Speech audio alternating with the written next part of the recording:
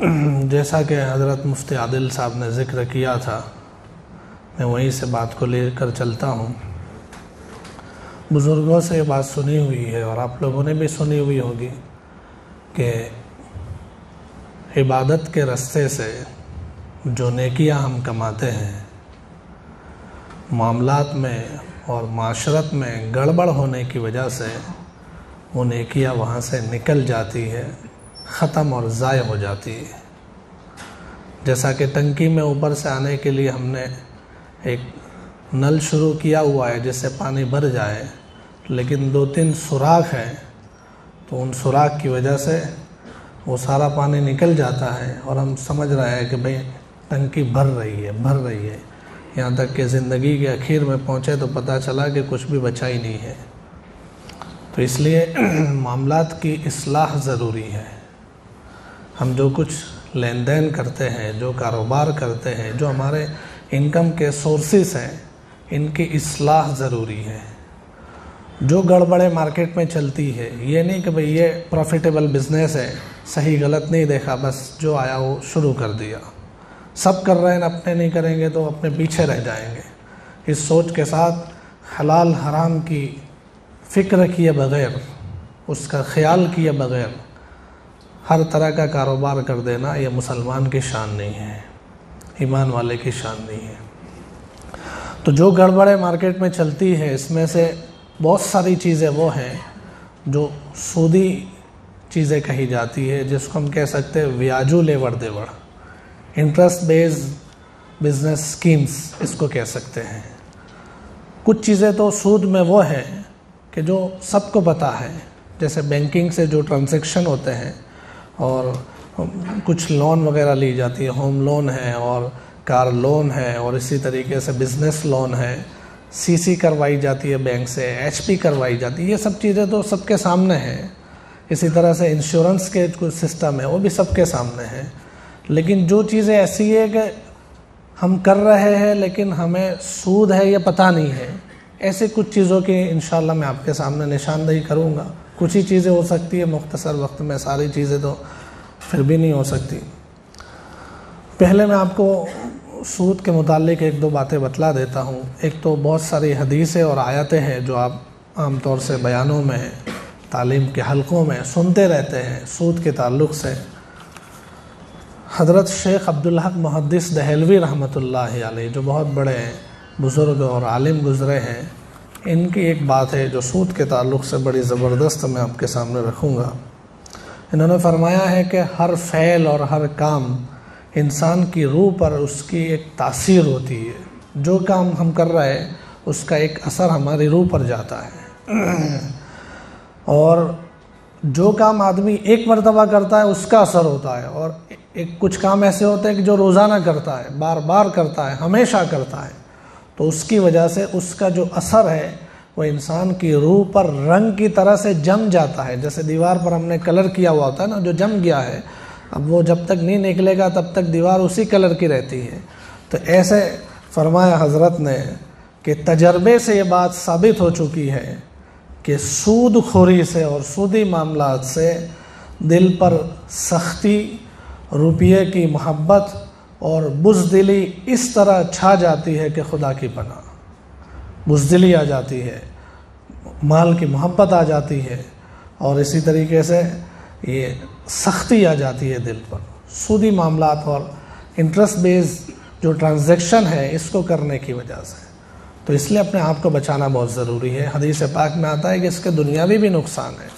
हुज़ूर नबी करीम सल्लल्लाहु अलैहि वसल्लम का फरमान है कि इन्नर रिबा व इन कसुरा फ़इन आक़िबतहु तसीरु इला क़िल्ला, कि सूद के ज़रिए से जो कुछ कमाया जाता है वो चाहे कितना भी बढ़ जाए, अंजाम उसका कमी और ख़ात्मे की तरफ है। उसकी वजह से उमूमी तौर पर हम अंजाम देखेंगे तो लोग लॉस में ही जाएंगे। इसी की वजह है कि हमारे इस देश में इस वक्त जो इकोनॉमिक इनइक्वालिटी जिसको कहते हैं, माशी नाहमवारी, कि सारा पैसा चंद लोगों के हाथ में जा रहा है और बाकी आवाम जो है गरीब से गरीब तर बनती जा रही है, ये सूद की वजह है। क्योंकि हमारे देश का पूरा सिस्टम सूद के साथ फैला हुआ है। सारे जो ट्रांजैक्शन बैंक से होते हैं और पूरे जो सिस्टम है, यानी कोई लेन देन बग़ैर सूद के सोच नहीं सकता। किसी को पैसे दिए, भाई 5 लाख रुपये दिए हैं, तो फ़ौरन उसके जहन में कैलकुलेशन सूद के चढ़ जाते हैं। तो इसकी वजह से हमारे देश का ये हाल है। जो आंकड़े बताए जाते हैं,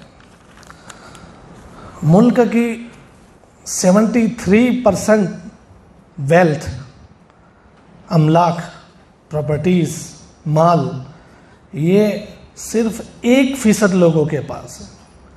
देश के 1% लोग 73% माल के मालिक बन के बैठ चुके हैं।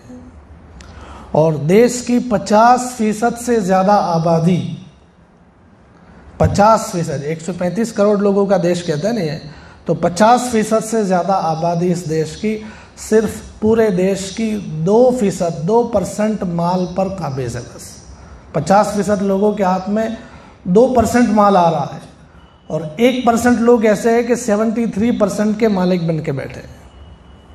तो ये जो इकोनॉमिक इनइक्वालिटी है, जो बराबरी नहीं है, अमीर तो बहुत अमीर है और गरीबों का हाल बहुत बुरा है, इसमें हमारा देश सबसे ज़्यादा आगे है। इसकी सबसे बड़ी वजह जो माहिरीन है और जो इस फील्ड के रिसर्च करने वाले लोग हैं और इस पर सर्वे करने वाले लोग, इनका कहना यह है कि इसकी बहुत बड़ी वजह सूद है। और जितना सूदी मामलात होते चले जाएंगे, इकोनॉमी बर्बादी की तरफ चलती चली जाएगी। इसलिए हमें इस बात का पूरा इरादा और बल्कि पक्की नीयत करके आज उठना है कि जितने सूदी मामलात हैं, चाहे हमें ऐसा लगे कि यार इसके बगैर नहीं चलेगा, फिर भी हमें इसको छोड़ देना है।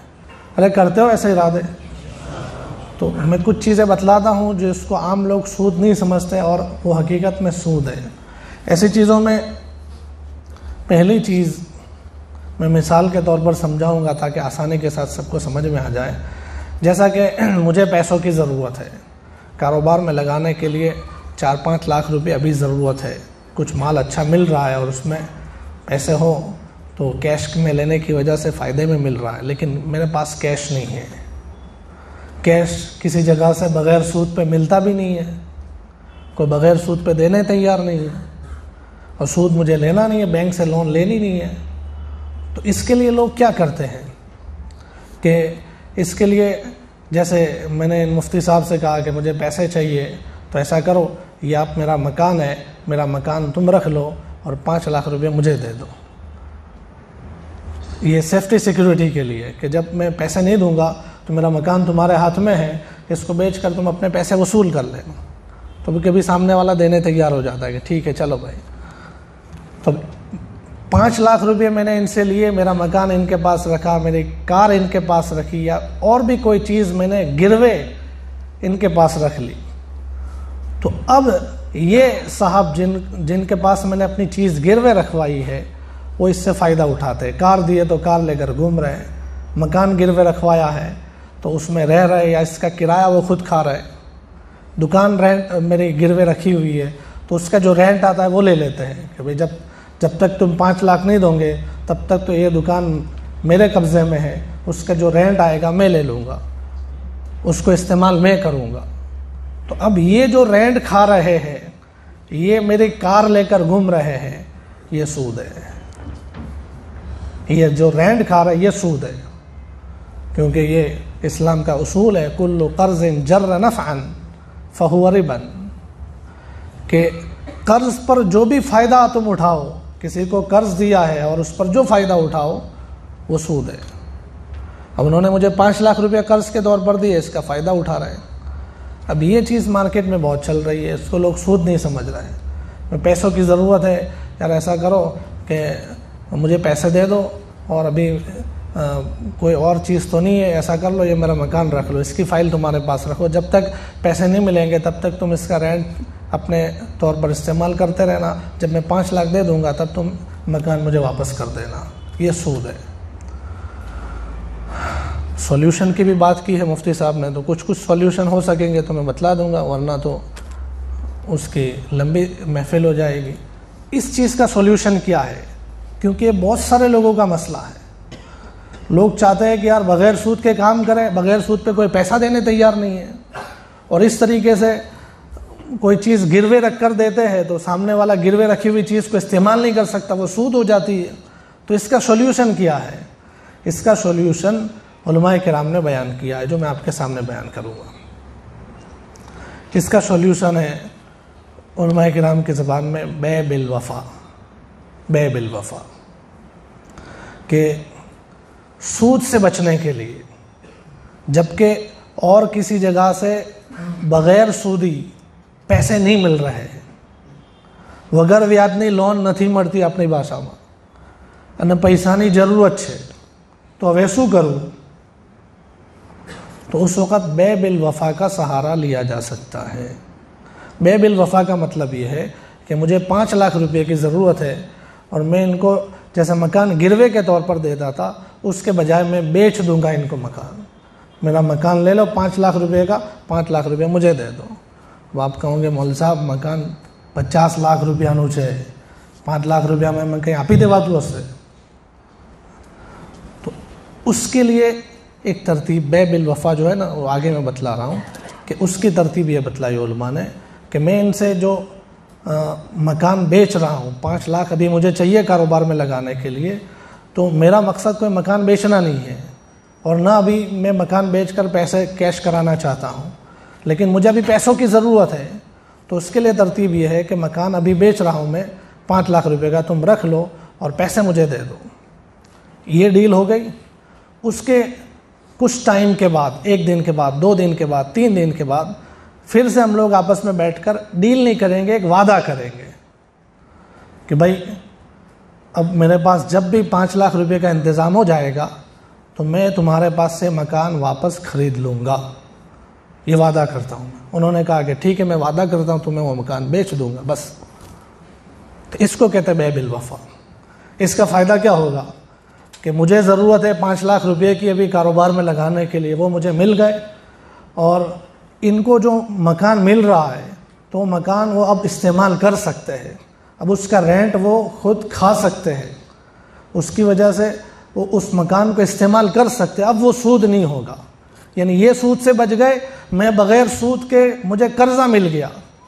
तो ये है इसका सॉल्यूशन, जो मार्केट में आम तौर से ये चीज़ें चल रही है। जो लोग सूद से बचना चाहते हैं, डायरेक्ट बैंक से लोन नहीं लेते, तो वो लोग इस तरीके का काम कर जाते हैं, उसमें भी बेचारे सूद में पड़ जाते हैं। तो इसलिए उससे बचने का रास्ता कि सूद से भी बच जाए और इस तरीके से अपना काम चल जाए, बे बिल वफ़ा इसको कहते हैं, ये इसका एक रास्ता है। दूसरी एक चीज़ जो मार्केट में आम तौर से चलती है सूद के ताल्लुक़ से, जिसको लोग सूद नहीं समझते, वो है फ़िक्स प्रॉफिट। जैसे मुझे पैसों की ज़रूरत है, मैंने कहा कि यार पैसे ला, तो उसने कहा कि नहीं है। मैंने कहा चल ला ना, तुझे कारोबार में से नफ़ा दे दूंगा। ठीक है, 10 लाख रुपए ले ले, कितना मुनाफा देगा? मैंने कहा जो होगा वो दे दूंगा। बोले जो होगा ऐसा ऐसा नहीं, मुझे ऐसा सब समझ में नहीं आता। 10 लाख रुपए ले जा, हर महीने तो 25,000 रुपया मुनाफा मुझे दे देना, ज़्यादा हो तो भी तेरा, न कम हो तो भी तेरा। 25,000 नफ़ा तुझे मुझे दे देने का, 10 लाख रुपए रख, जब तू पैसे वापस करेगा तब अपना नफ़ा ख़त्म। उसको ऐसा समझते हैं कि भाई हम तो सूद नहीं ले रहे हैं, हम तो नफ़ा ले रहे हैं ना, मेरे पैसे वो इस्तेमाल करता है, उसके ज़रिए से वो कमाई करता है, वो ख़ुद कमाता है, तो मुझे इसमें से 25,000 नफ़ा दे देगा, इसमें क्या हर्ज है? तो ये नफ़ा फ़िक्स कर लेना रकम की शक्ल में, ये सूद है। इसके बजाय आप ऐसा कर सकते हैं कि 10 लाख रुपये मेरा आपके कारोबार में लगा दो। आपका कारोबार 1 करोड़ रुपये का है, 10 लाख मेरे लग रहे हैं, यानी 10% पैसा मेरा आपके कारोबार में लगा है। अब आपस में बैठकर प्रॉफिट का जो रेशियो है वो आपस में तय कर लो, नक्की कर लो। कहा कि भाई जितना मेरे कारोबार में प्रॉफिट होगा उसमें से 7% तुम्हें दे दूंगा, जितना प्रॉफिट होगा 7% तुम्हें दे दूंगा। तो अब ये शक्ल सही हो जाएगी। अब हर महीने आप हिसाब रखो, 3 महीने रखो या 6 महीने रखो, साल भर का रखो, जिस तरीके का आपका वो हिसाब कैलकुलेट करने का टाइमिंग है, उस एतबार से आप जो है उसको नफ़ा देते रहिए 7% के एतबार से। किसी महीने में ज़्यादा हो गया तो ज़्यादा जाएगा, किसी महीने में कम हुआ तो कम जाएगा। ये जायज़ शक्ल हो जाएगी। वरना अगर आपने फ़िक्स प्रॉफिट का मामला किया तो ये सूद है, ये जायज़ नहीं है। तीसरी एक शक्ल है, उसमें भी सूद होता है। और आजकल यहाँ मेरे ख्याल से नौजवान ज़्यादा बैठे हैं और आगे नौजवान बैठे हुए हैं। तो ये कोरोना की जो ख़तरनाकियाँ है और कोरोना की वजह से जो नुकसान आए हैं, इसमें एक बड़ा नुकसान ये है कि हमारा नौजवान तबका जो है ऑनलाइन ट्रेडिंग पे बहुत लग गया। घर बैठे बैठे क्या करें, मोबाइल है, मोबाइल में सब चलता है, तो बहुत सारे ऑनलाइन कारोबार शुरू हो चुके हैं। उसमें एक चीज़ है क्रिप्टो करेंसी, जिसको डिजिटल करेंसी भी कहते हैं या बिटकॉइन कहते हैं, बाइनांस कहते हैं, बहुत सारे नाम है इसके। कि बहुत सारे कॉइन मार्केट में ऑनलाइन चलते हैं, उसमें कुछ पैसे लगा दिए, 100 रुपये लगाए, 500 लगाए, लाख लगाए, 2 लाख लगाए, और कॉइन के रेट अप एंड डाउन होते रहेंगे। उस तरीके से जब आपको एग्ज़िट करना है, जो रेट है उस रेट में बेच के एग्ज़िट हो जाओ। इसको डिजिटल करेंसी और क्रिप्टो करेंसी कहते हैं। तो ये चीज़ भी बहुत चल पड़ी है, हालांकि ये चीज़ इस्लाम के एतबार से सही नहीं है। ये चीज़ इस्लाम के एतबार से सही नहीं है, इसलिए कि ये जो डिजिटल करेंसी कही जाती है, क्रिप्टो करेंसी जिसे कहा जाता है, ये करेंसी नहीं है, चाहे उसको करेंसी कहा जाता है। किसी भी चीज़ के करेंसी होने के लिए एक बहुत बड़ी चीज़ जो ज़रूरी है वो ये है कि उसके पीछे हुकूमत का बैकिंग होना चाहिए, और इसके पीछे हुकूमत का कोई बैकिंग नहीं है। जैसे ये करेंसी हम इस्तेमाल करते हैं ना, पेपर करेंसी जिसको कहते हैं, करेंसी के नोट है हमारे पास 100, 500, 2000 वगैरह के, इसके पीछे बैंक होती है, बैंक में आरबीआई होती है, और आरबीआई के पीछे इंडियन गवर्नमेंट है। तो इसलिए ये पेपर करेंसी हम टेंडर के तौर पर, लीगल टेंडर के तौर पर इस्तेमाल करते हैं और उसके ज़रिए से चीज़ें खरीदते हैं, तो उसके पीछे गवर्नमेंट का बैकिंग है, इसलिए करेंसी है। अब हमारे पास जो कैश पड़ी हुई है, अब सारे बैंक में है, बैंक ने उसके ज़रिए उसके बजाय हमको एक कार्ड दे दिया, क्रेडिट कार्ड, डेबिट कार्ड, बहुत सारे कार्ड दे दिए, जिसको हम पेपर करेंसी कहते हैं। तो पेपर करेंसी भी सही है इसलिए कि इसके पीछे बैकिंग है, बैंक का बैकिंग है, बैंक के पीछे आरबीआई का, और आरबीआई के पीछे गवर्नमेंट का बैकिंग है। तो इसलिए वो करेंसी है, और इसलिए उसमें कुछ और शर्तों के साथ वो चीज़ें जायज़ है। लेकिन क्रिप्टो करेंसी के पीछे किसी गवर्नमेंट का बैकिंग नहीं है, तो इसलिए ये सही नहीं है, ये करेंसी नहीं है। हमारी हुकूमत अभी कुछ बातें चल रही है, जैसा अभी आज भी कुछ साथियों के साथ मुज़ाकरा हुआ, तो इनका कहना था कि भाई हुकूमत ने कुछ इस सिलसिले में सोचना शुरू कर दिया है कि ये इसको करेंसी बनाया जाए, या इस बिटकॉइन या डिजिटल करेंसी को लीगलाइज किया जाए, इसकी बातें चल रही है। वो बातें क्या है, और उसको देखकर अगर हुकूमत ने कह दिया कि भाई ये लीगल टेंडर है, उसको लेकर भी जायज़ नहीं होगा, क्योंकि हुकूमत की जो बातें चल रही है वो इस पर चल रही है कि क्रिप्टो करेंसी और डिजिटल करेंसी के ज़रिए से तुम कोई सामान खरीद बेच सकते हो कि नहीं, इस पर बात चल रही है। करेंसी तो हुकूमत अभी भी मानने तैयार नहीं है। करेंसी मानने का मतलब क्या है, जैसा अभी हम नोटबंदी में देख चुके हैं ना, 500 हज़ार की नोटें थी, बंद हो गई, तो हुकूमत ने उसके बदले हमें दूसरे पैसे दे दिए। ऐसा तो है नहीं कि उसको फाड़ के फेंक दो, अब कोई काम के नहीं है। हुकूमत की जिम्मेदारी थी कि उसके बजाय दूसरे पैसे दे हमें, बैकिंग था इसके पीछे। तो क्रिप्टो करेंसी के पीछे बैकिंग नहीं है अभी, और जो बातें चल रही है उसमें भी नहीं है। अगर आगे हुकूमत का बैकिंग हो जाए इसके पीछे, इंडियन गवर्नमेंट अगर बैकिंग ले लेती है कि भाई क्रिप्टो करेंसी में जो कॉइन है ये अगर किसी के वेस्ट हो गए, गवर्नमेंट इसकी ज़िम्मेदार है, तो फिर ये करेंसी होगी। और उसमें जैसे करेंसी के एक्सचेंज के मसाइल है, जैसे डॉलर एक्सचेंज होते हैं, दूसरे यूरो वगैरह एक्सचेंज होते हैं, उसके जो मसाइल है, इसकी तरीके से ये जायज़ होगा। लेकिन जब तक बैकिंग नहीं है तब तक ये जायज़ नहीं होगा।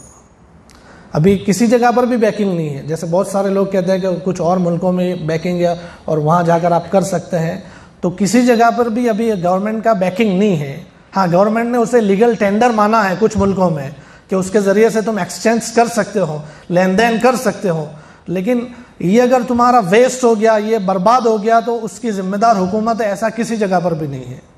तो इसलिए क्रिप्टो करेंसी और डिजिटल करेंसी, अब जब करेंसी नहीं है तो ये सामान है, और इसमें तो सामान भी नहीं होता, इसलिए कि ऑनलाइन है, हमारे पास कुछ भी नहीं आता। जैसे ये साहब है, ये कहे कि मेरे पास 10 बिटकॉइन है, तो ये बता नहीं सकते बिटकॉइन कहाँ पर है, नहीं है, सिर्फ ऑनलाइन बात है 10 बिटकॉइन है, ऐसा तो सामान तो है नहीं है। अब ये कहते हैं 10 बिटकॉइन मैंने 500 में खरीदे तो मैं 1000 में बेचता हूँ, तो ये सूद नहीं है तो और क्या है। तो इसलिए क्रिप्टो करेंसी, डिजिटल करेंसी, ये जो कॉइन्स है, ये भी सही नहीं है, इसमें सूद है। इसके बजाय आप जो सही कारोबार है वो करें ना। नौजवान है हमारे, नौजवान तो मेहनत कर सकते हैं ना, इनको बैठे बैठे खाने की आदत अभी लग गई तो आगे जाकर ये बहुत तबाही और बर्बादी मचाएगी। इसलिए तो हमारे इस देश में भी आरबीआई ने हुकूमत को इन्फॉर्म किया था इस सिलसिले में कि बहुत सारे लोग अभी बैठे बैठे कारोबार के आदी बन रहे हैं ऑनलाइन ट्रेडिंग की वजह से। इस पर कुछ हुकूमत एक्शन ले, क्योंकि जहाँ के जवान बैठे बैठे खाते हो गए उस देश का दिवालिया निकल जाएगा, और हमारे देश का तो पहले से निकल चुका है। अब अगर और ज़्यादा लोग लग गए इस तरीके से बैठे बैठे खाने में तो फिर नामो निशान नहीं रहेगा। तो इसलिए ये बिटकॉइन और इस तरीके की जो करेंसीज है वो भी जायज़ नहीं है। एक और मसला जिसको हम लोग सूद नहीं समझते, ये बजाज फाइनेंस और इस किस्म के जो कार्ड्स है इसके ज़रिए से जो लेन देन किया जाता है। बजाज फाइनेंस आपको पता है, उसको कहा जाता है कि भाई ये 0% ब्याज पर चीज़ें देती है, सामान देती है। तो ये भी सही नहीं है, इसलिए कि बजाज फाइनेंस में चाहे कहा यह जाता है कि भाई 55,000 का मोबाइल है, आप बजाज पर लोगे तो भी 55,000 का होगा और सिर्फ आपको इंस्टॉलमेंट में पैसे अदा करने हैं। लेकिन जो कार्ड आप बना रहे हैं और उसको आप स्वाइप करके मोबाइल ख़रीद रहे हैं, तो उस कार्ड बनाने में और उसको स्वाइप करने में कुछ शर्तें शामिल होती है।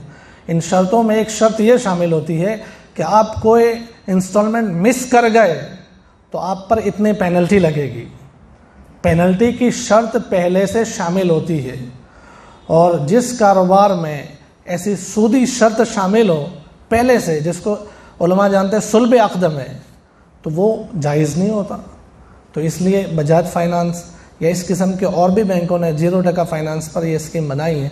तो अगर उसमें ये चीज़ें शामिल हैं कि पेनल्टी लगाई जाएगी तो ये जायज़ नहीं होगा। बजाज में तो पेनल्टी के साथ अब और चीज़ भी शामिल हो गई कि भाई इसने सर्विस चार्ज के नाम से भी बहुत सारे पैसे ले लिए, और इंश्योरेंस भी लाजमी कर दिया। आप बजाज से कोई चीज़ ले रहे हैं तो इंश्योरेंस खुद ब खुद, आप कहो ना कहो, उस चीज़ का इंश्योरेंस भी कर रहा है। तो इसलिए बजाज वगैरह से जो ख़रीदारी हो रही है वो भी सही नहीं है, इसमें भी सूद शामिल हो सकता है। फिर एक चीज़ है जो आम तौर से लोग कारोबार करते हैं, उसमें SIP, सिस्टमेटिक इन्वेस्टमेंट प्लान, जो बहुत सारे नौजवान करते हैं। स्टॉक मार्केट यानी शेयर बाज़ार की ख़रीदारी होती है, लेकिन खुद से शेयर नहीं खरीदते, किसी के ज़रिए से ख़रीदवाते हैं। जैसे मेरे पास 1 लाख रुपये है, मैं खुद स्टॉक मार्केट में कंपनी सिलेक्ट करके उसके शेयर ख़रीदूँ तो उसमें कुछ शर्तों के साथ जायज़ है। लेकिन मैं खुद नहीं ख़रीदता, मैं किसी को कह रहा हूँ तुम मेरी तरफ से 1 लाख रुपये के शेयर ख़रीद लो, तो अगर वो मेरी तरफ से जो शख्स ख़रीद रहा है वो जो शरीयत की शर्तें हैं शेयर ख़रीदने की, उसकी पाबंदी करेगा तो वो सही होगा, और उसकी पाबंदी वो नहीं करेगा तो वो सही नहीं होगा। अब जो म्यूचुअल फंड्स है बहुत सारे, इस तरह के SIPs है बहुत सारे, वो लोग उन शर्तों का क्यों ख्याल करेंगे? नहीं करते वो। अब मेरे 1 लाख रुपये मैंने किसी SIP को दिए कि 1 लाख रुपये मेरे इन्वेस्ट करो, तो वो तो बैंकिंग के शेयर भी ले लेंगे, उनको तो प्रॉफिट ही चाहिए ना। बैंकिंग के शेयर ले लेंगे, लिकर प्रोडक्ट्स के शेयर ले लेंगे, इसी तरह से फिल्म सिटी के और बहुत सारे जो इस तरह के प्रोडक्शन है इनके शेयर ले लेंगे। तो फिर ये तो मेरे लिए जायज़ नहीं होगा। इसलिए डायरेक्ट से SIP में इन्वेस्टमेंट करना ये सही नहीं है, इसलिए कि उसमें सूद शामिल हो सकता है। इसी तरीके से कुछ और चीज़ें भी है, जैसे FD बनाई जाती है बैंक की, फिक्स डिपॉजिट। तो उसमें एक तो FD सीधी आदमी बनाता है, वो तो हम सब समझते हैं जायज़ नहीं है। लेकिन कभी कभी ऐसा होता है कि आप किसी कंपनी के डीलर है, आप किसी कंपनी का माल ख़रीदते हैं, कंपनी आपके पास डिपॉजिट रखवाती है, भाई इतने डिपॉजिट हमारे पास रखो तो हम आपको डीलर बनाते हैं, हम आपको स्टॉकिस्ट बनाते हैं। तो हमारी जो डिपॉजिट कंपनी लेती है, इस डिपॉजिट को कंपनी जो है एक अकाउंट बनाकर FD करवा लेती है, फिक्स डिपॉजिट करवा लिया, उसमें से जो कायदे के मुताबिक सूद आता है वो सूद भी हमें देती है।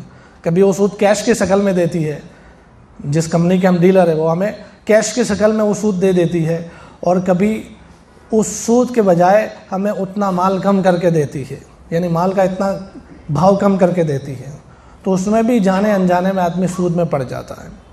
तो ये चंद चीज़ें थी जो सूद के ताल्लुक़ से मुझे करनी थी, और भी बहुत सारी शक्लें हैं लेकिन अभी इसका मौका नहीं है। आखिर में एक बात जो सूद की नहीं है लेकिन इस प्रोग्राम के ताल्लुक़ से और बहुत ज़रूरी है, जो मैं करना चाहता हूँ, इंशाल्लाह बहुत मुख्तसर में निपटा दूंगा। वो ये है कि हमारे आम तौर से कारोबार फैमिली बिजनेस होते हैं, यानी एक आदमी ने कारोबार शुरू किया, अब उसके बेटे भी उसमें लग गए, उसके भाई उसमें लग गए, फैमिली बिजनेस इसको कहते हैं। ऐसे कारोबार बहुत है हमारे वहाँ।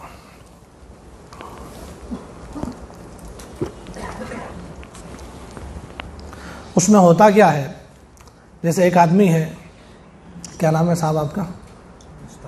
मुश्ताक साहब। ये मुश्ताक साहब ने गोया कि अपना एक कारोबार शुरू किया, और इनका बेटा जो था, पहले नंबर का बेटा, ये जब बड़ा हुआ, 10वीं 11वीं 12वीं तक पढ़ा, इनको ऐसा लगा कि दुकान में ज़रूरत है, बाहर से किसी नौकर को रखना है, इसके वजह अपना बेटा है, बड़ा हो गया, चलो इसको कुछ पढ़ाना नहीं है, इसको दुकान में लगा देते हैं।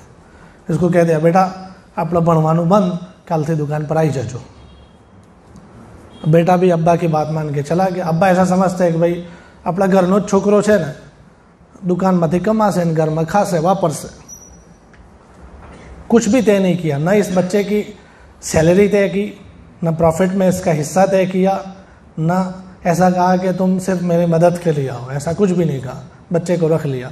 दूसरे नंबर का बेटा था मुश्ताक साहब का, वो इसके पीछे पीछे बड़ा हो रहा था, तो मुश्ताक साहब ने सोचा कि चलो अब तो कारोबार में ज़रूरत नहीं है, इसलिए इस बेटे को पढ़ाते हैं। इसी दुकान में से बाप ने, बड़े भाई ने मेहनत कर करके कमाई की, इसे पढ़ाया, डॉक्टर बनाया।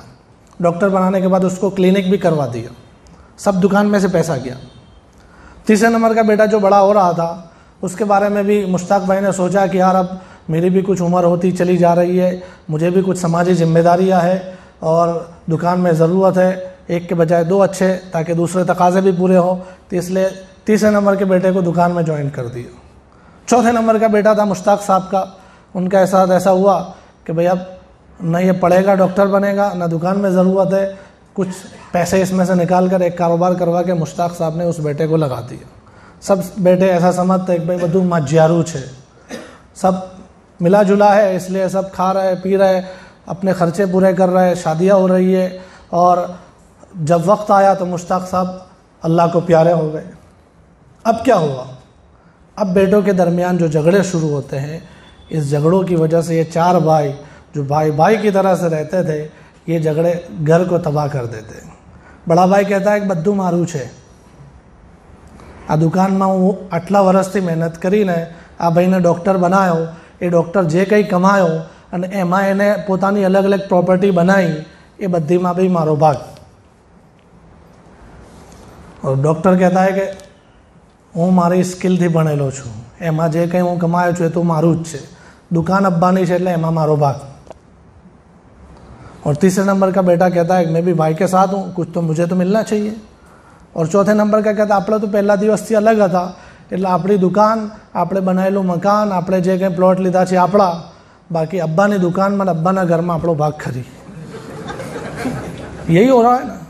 और भाई अगर इसमें नहीं लड़ रहे तो बीवियों की वजह से लड़ रहा है, बच्चों की वजह से लड़ रहा है।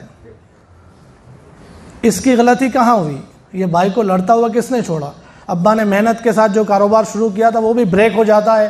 एक अच्छी सी इतने 30 साल 20 साल 25 साल पुरानी पीढ़ी जो थी, जिसका अब नाम बन गया था और उसकी वजह से अब अच्छे से कमाई हो सकती थी, वो सब तोड़नी पड़ती है। सब भाई लड़ जाते हैं और आपस में सब टूट जाता है।